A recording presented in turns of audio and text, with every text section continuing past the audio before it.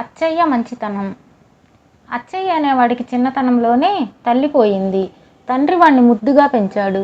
అచ్చయ్య కూడా అల్లరి చిల్లరగా ఉండక తండ్రి చెప్పిన మాటే వింటూ బుద్ధిమంతుడు అనిపించుకున్నాడు. అయితే వాడికి వ్యవహార జ్ఞానం బొత్తిగా లేదు. సొంతంగా ఏ పని చేయలేక అన్నింటికీ తన మీదనే ఆధారపడిన కొడుకు గురించి తండ్రికి చాలా బెంగగా ఉండేది. అవసాన దశలో ఆయన కొడుకును దగ్గరకు పిలిచి, నాయనా, నీకన్ని పనులు వచ్చు, దురలవాట్లు లేవు, నలుగురితో మంచిగా ఉన్నావంటే చాలు, నీకే లోటు ఉండదు అని చెప్పి కన్ను మూశాడు. ఈ మాటలు అచ్చయ్య తలకెక్కాయి.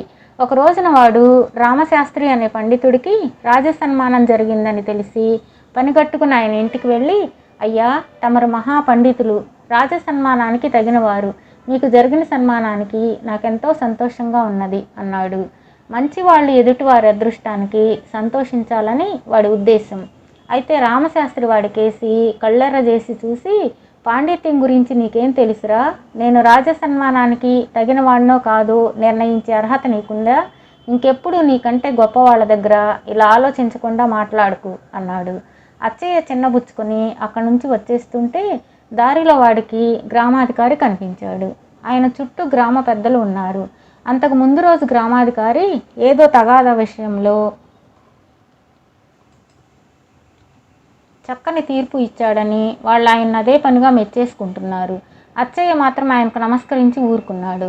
గ్రామాధికారి వాడి వంక గుర్రుగా చూసి, ఏరా, నా తీర్పు గురించి నీకేమీ అనిపించలేదా? అలా చూస్తూ బెల్లం కొట్టిన రాయిలా ఉండిపోయావు అన్నాడు. ఏం చెప్పాలో తెలియక అచ్చయ్య చల్లగా అక్కడి నుంచి జారుకున్నాడు. కొందరు సరిసమానుల నుంచే పొగడ్తలను ఆశిస్తారు, కొందరు ఎలాంటి వారు పొగిడినా సంతోషిస్తారు. కానీ ఈ తేడా తెలుసుకోవడం ఎలాగా?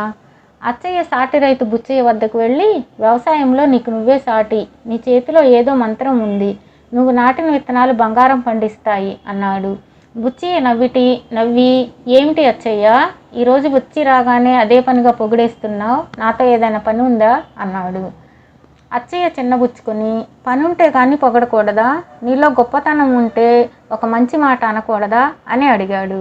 నీకంతగా పొగడాలనుకుంటే మన గ్రామాధికారిని పొగుడు.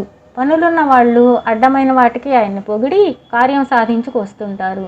అలా పొగిడే వాళ్లను కాకారాయుళ్ళని అంతా హేళన చేస్తారు. నువ్వు అలా కాకారాయుడు అనిపించుకోవాలనుందా అన్నాడు బుచ్చయ్య. సరి సమానులైనా సరే పొగిడితే హేళనగా ఉంటుందని అచ్చయ్యకు అర్థమై ఇంకెవరిని దేనికి పొగడకూడదని నిర్ణయించుకున్నాడు. ఒకరోజు అచ్చయ్యకు కడుపు నొప్పిగా ఉంటే వైద్యుడి వద్దకు వెళ్ళాడు.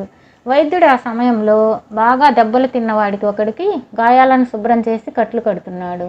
గాయాలు ఎలాగయ్యాయి అని అడిగాడు అచ్చయ్య. రెచ్చిపోయిన ఎద్దొకటి వాడిని తరిమి కుమ్మిందట. విషయం ఈయన అచ్చయ్య మౌనంగా ఊరుకుంటే వైద్యుడు కోపంగా, అచ్చయ్య, అయ్యో పాపమని జాలిగా ఒక మాటైనా అనాలని నీకు తెలీదా అని మందలించాడు. కష్టాల్లో ఉన్న వాళ్ళని చూసి జాలిపడినా అది మంచితనమేనని అచ్చయ్యకు అప్పుడు అర్థమైంది. ఆ తర్వాత వాడు ఇల్లు కాలిపోయి ఏడుస్తున్న భద్రయ్య అనే వాడి వద్దకు వెళ్ళి, అయ్యో పాపం, ఇల్లు కాలి నీకున్నదంతా పోయినట్లుంది, నీ పరిస్థితి చూస్తుంటే నాకు చాలా బాధగా ఉన్నది అన్నాడు. భద్రయ్య మండిపడుతూ, అడ్డమైన వాళ్ళు వచ్చి 4 జాలి కబుర్లు చెప్పేవాళ్లే, సాయం చేసేవాళ్ళు మాత్రం లేరు అన్నాడు. అచ్చయ్య దగ్గర డబ్బు లేదు, అందుకని వాడికి ఇమ్మనకుండా అక్కడి నుంచి వెళ్ళిపోతూ, కష్టాల్లో ఉన్న వాళ్ళ మీద జాలి పడితే చాలదు, సాయపడగలిగినప్పుడే ఆ పని చేయాలి అనుకున్నాడు. ఇలా ఉండగా లక్షాధికారి రమణయ్య ఇంట్లో దొంగతనం జరిగి 25,000 వరహాలు పోయాయి. ఆయన లబోదిబోమంటుంటే ఒక్కొక్కరే ఆయన ఇంటికి వెళ్ళి ఓదార్చి వస్తున్నారు. అచ్చయ్య కూడా రమణయ్య ఇంటికి వెళ్ళి, అయ్యా, జరిగిందేదో జరిగిపోయింది, విచారించి ఏం ప్రయోజనం? తమకు కలిగిన నష్టం సామాన్యమైనది కాదు, ఏదో విధంగా మీకు సాయపడాలని ఉన్నది. కావాలంటే ఈ సంవత్సరం తమ పొలాల్లో 2 ఎకరాలు ఉచితంగా దున్నిపెట్టి తమకు నా వంతుగా సాయపడగలను అని తన మాటగా చెప్పాడు. అంత దుఃఖంలోనూ రమణయ్య దీనికి మండిపడి, ఏరా, 25,000 వరహాలు పోగానే అడుక్కు తినేవాడినైపోయాననుకుంటున్నావా? నీ చేత సాయం చేయించుకునే అంత దిగజారిపోయాననుకుంటున్నావా? నీ స్థితికి నేను దిగజారిపోవాలని నీ వెధవ కోరికైతే ఇప్పుడే చెబుతున్నా విను. ఇలాంటి దొంగతనాలు 10 జరిగినా నేను నీకంటే 1000 రెట్లు గొప్పగానే ఉంటాను, తెలిసిందా అన్నాడు. అక్కడున్న వాళ్ళందరూ కూడా దుఃఖంలో ఉన్న పెద్దవాళ్లతో మాట్లాడే పద్ధతి అదేనా అంటూ అచ్చయ్యను గట్టిగా మందలించారు. ఇంత జరిగాక అచ్చయ్యకు ఈ లోకంలో మంచిగా ఎలా జీవించాలా అన్న దిగులు పట్టుకుంది.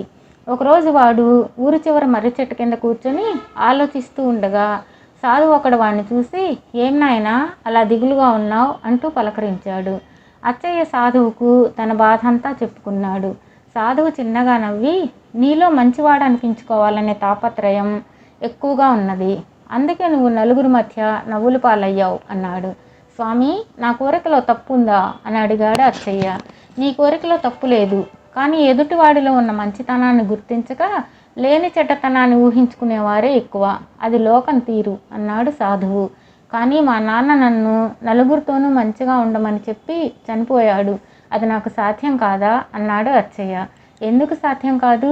నువ్వు మంచివాడు అనిపించుకోవడం కోసం ఎవరిని పొగడక్కర్లేదు, పనిగట్టుకుని ఎవరి మీద జాలిపడక్కర్లేదు అన్నాడు సాధువు.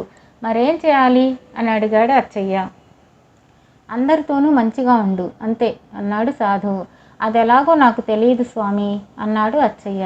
నీకెవరినైనా మెచ్చుకోవాలనిపిస్తే మెచ్చుకో, ఎవరి మీదైనా జాలి కలిగితే జాలి పడు, అంతేకాని కేవలం మంచివాడనిపించేందుకు మాత్రం ఆ పనులు చేయకు.